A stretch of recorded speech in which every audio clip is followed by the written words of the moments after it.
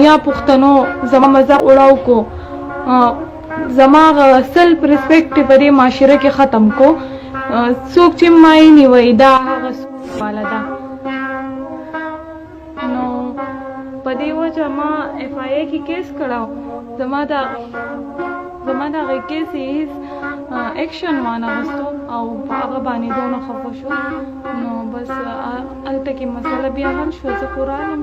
پښتنو نه دغه غوښتنه ده چې تاسو زما بده مور مه یادوئ نو زه به ستاسو ښه مور نه یادوم ما چا سره څه بد نه دي کړي چا سره مې ذاتیت نشته تاسو چې څومره هم ما پسې پوسټونه کوئ هغه ستاسو کرکټر شو کوي په هغې باندې زه بدي نه ښکارم نو مهرباني وکړئ خپل کار سره کار ساتئ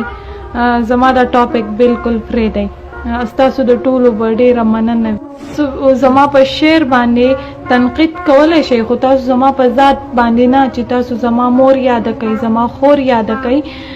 نو زه خوشحالیږم چې زما په شعر باندې څوک تنقید وکړي خو زما د فیملی والا سره د چا څه کار نشته